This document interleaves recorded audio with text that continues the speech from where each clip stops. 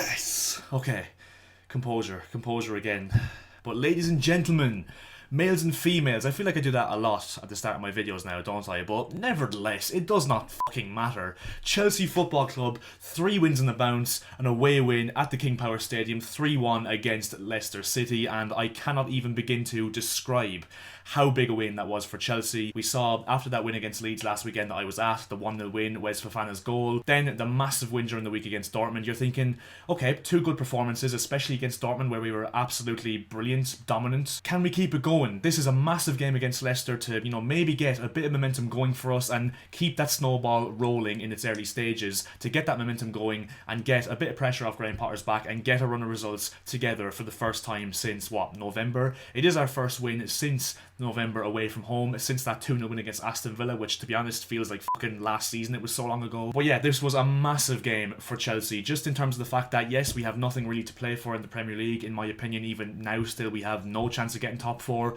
but just in terms of getting the confidence back from the players, building a bit of momentum for results, especially for the next round of the Champions League, which is going to be massive for us in terms of getting confidence and momentum towards that game. And yeah, I'm just so happy with the performance for Chelsea, which of course we haven't really seen lately. Obviously the one against Dortmund on Tuesday night was extremely good, but I think this one was arguably better in terms of the fact that it wasn't the most silky football for the most part of the game, but I think in terms of the game management from Graham Potter and the Chelsea players on the pitch today, especially in the second half, given the fact it was 2-1, a bit nervy. Leicester, of course, we gave them a few chances. Conor Gallagher had to clear one off the line that was a certain goal from Harry Souttar. There was also 2 or 3 more chances as well off the top of my head that I can't really remember. But I just think the game management from the Chelsea players and Graham Potter, it stems from him of course, I think was absolutely perfect. And don't get me wrong, I'm not going to get carried away because of course I know we've just come from, 2 wins in our last 15 games before that Leeds game last weekend. So I'm not saying we're back by any stretch of imagination, but we are back, ladies and gentlemen. Chelsea Football Club are back. No, I'm only joking of course, but yeah, as you can tell,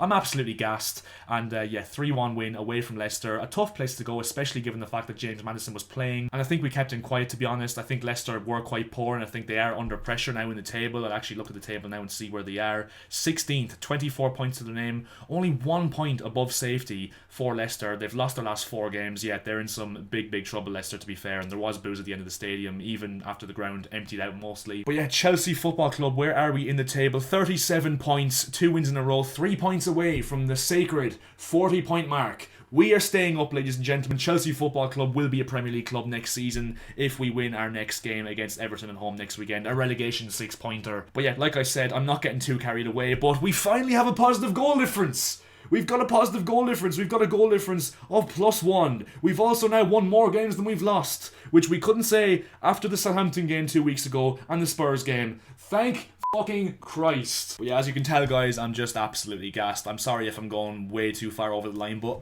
considering how little joy we've been given over the last few months, forgive me for being a little bit optimistic and actually proud of my football club for a change recently. And you know what the best part is as well? You know what the best part is?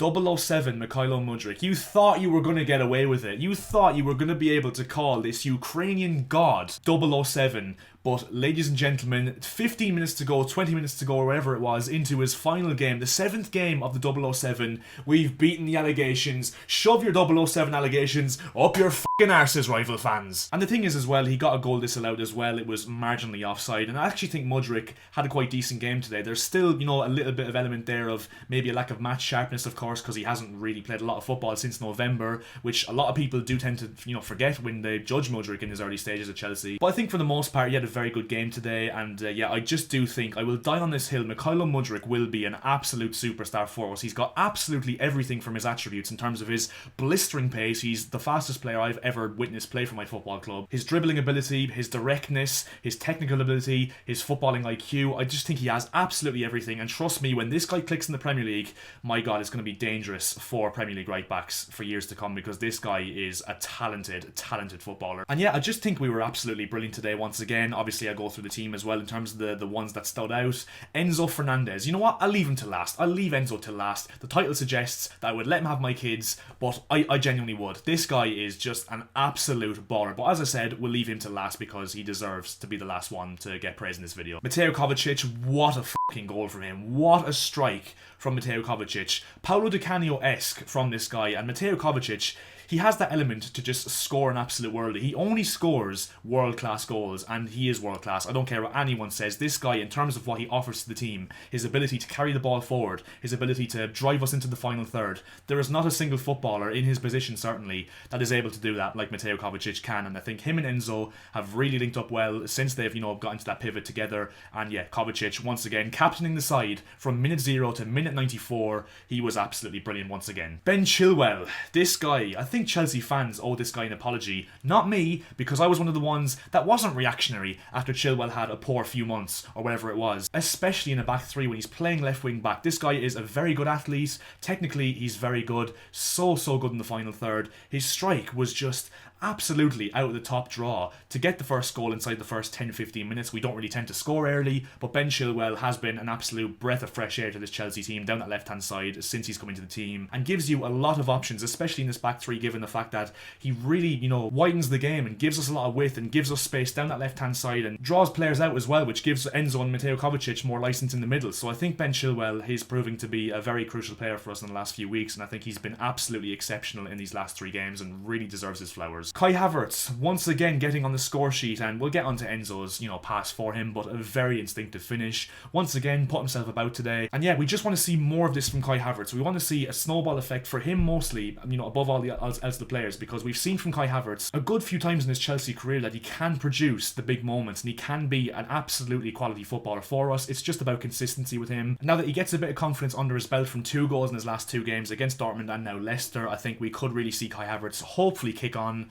And yeah, he usually does have a strong end to the season as well in his Chelsea career. He is notoriously known for that as well. So hopefully Havertz can kick on now. Wes Fofana once again showing his quality and getting booed by Leicester fans who are just a bit strange, booing him and Chilwell. I'm so glad Chilwell gave it back to him when he scored. And I know people will say, oh, we don't like Chilwell because he celebrated in the FA Cup final 3 years ago. He only celebrated against you because you f***ing booed him for the whole 90 minutes. Get a grip, Leicester fans. You're just so strange booing Chilwell and Fofana, not understanding why they left the club. But yeah, Fofana once again really solid today, putting in some very good displays recently, and I just hope now he can stay fit, stay injury free, and really build momentum in this Chelsea starting 11, because yeah, I think he's really proving to be a fan's favourite and is really growing with the fans recently in the last few games. I think Cucurella once again was absolutely brilliant. I'm really happy to see the fact that he's having the confidence and the drive to pass forwards and get on the ball. I think he was tenacious and had a bit of bite in his tackles as well. And yeah, I think Cucurella was really good at centre back. I think Koulibaly was very good as well. And Kalidou Koulibaly, I really want to give props to him, because I think ever since Thiago Silva got injured, there was a real question mark over how many leaders were in the team and who was going to be the one to step up and take that mantle in leadership from Thiago Silva. And Koulibaly's really done that, and he's led by example. He's been so cool and composed in possession, which we haven't really come to see from him in his Chelsea career at the start of it especially, but I think on the ball and out of possession in his defensive work as well, he was absolutely top notch. So yeah, Kalidou Koulibaly, I'm not wearing a hat, but if I did, my friend, I would tip it to you, because another top quality, assured performance, competent performance from you, my friend. And now, Enzo Fernandez. Enzo fucking Fernandez. Ladies and gentlemen, we have got ourselves our Cesc Fabregas regen right here. This guy, he's an absolute baller. He's just insane. The audacity for that pass, it was Gianfranco Zola to Gus Poyet-esque in 1999 against Sunderland on the opening day of that season. Name me 5 more players in the Premier League that attempt that pass, let alone execute it. A brilliant finish from Havertz nevertheless, but I think Enzo, just not even in terms of the assist, in terms of his overall play, he's so assured in the ball. He's constantly looking to get us into the final third with that quick ball, that direct ball. And I'm sorry, I have all the respect in the world for Jorginho. I still love the guy despite the fact he went to Arsenal. But the fact that Arsenal fans tried to convince us Chelsea fans that Enzo wasn't a monumental upgrade on Jorginho, I'm sorry, you're just a bit delusional. And if you don't accept it by this stage, Enzo is clear of Jorginho, then I don't know what to tell you, to be honest, because Enzo Fernandez, he's going to be a world-class player for a number of years now, and I cannot believe he plays for my football club. Thank you, Todd Bowley, for getting this guy. It does seem like I'm getting a little bit carried away here, considering the fact we are still 10th, aren't we? But how many points are we off Brentford?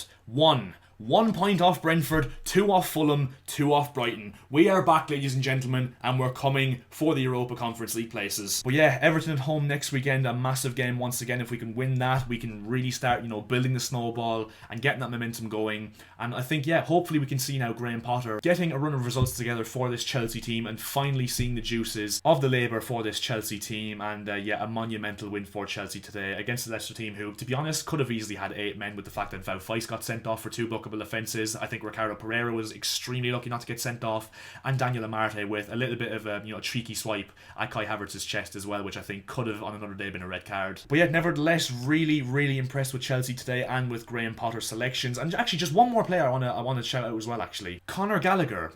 Maybe I owe you an apology, my friend, because I think we found ourselves the ultimate utility player. I mean, when this guy comes off the bench now, it seems like it's game over. Shut up shop FC occurs when Conor Gallagher comes on, and I think once again, as he usually does, Conor Gallagher, and one thing I will never fault the guy for, he gave absolutely everything to the cause. He was sprinting after Leicester players, trying to win the ball back like a dog, and yeah, was so good in terms of his defensive output. I thought he was absolutely phenomenal when he came on, Conor Gallagher, in terms of his work rate, winning back the ball, and yeah, helping Chelsea to shut out the game and manage the game from a defensive standpoint. So Conor Gallagher, I've given you your criticism. I still don't think you're world class in terms of your technical ability, but I cannot, fault you for your work ethic, and I think you definitely are a quality footballer. So Conor Gallagher, I apologise to you, my friend, and yeah, you definitely have shown in the last few weeks that you maybe do hold a purpose in this Chelsea team. But yeah, Chelsea fans, before I waffle on any further, if there's anything I've missed out in this video, I'm sure there will be, because I'm literally recording this video purely off my emotions. So yeah, let me know in the comment section below your thoughts on Chelsea Football Club and Graham Potter, and yeah, the win overall, because I think it was a very good display from Chelsea overall. And yeah, leave a like on the video if you did enjoy. It would be massively appreciated, and also if you could subscribe to the channel as well, that would be hugely appreciated. Every Chelsea fan, subscribe to the channel right now. We're looking to hit 2,000 subscribers on this channel. I do match reaction videos for every single Chelsea game that does happen. So yeah, subscribe to the channel if you are new. It'd be massively appreciated. You'd be an absolute legend, all that sort of stuff. And yeah, I'll see you guys in my next video, and yeah, chat to you later. Come on the Chelsea.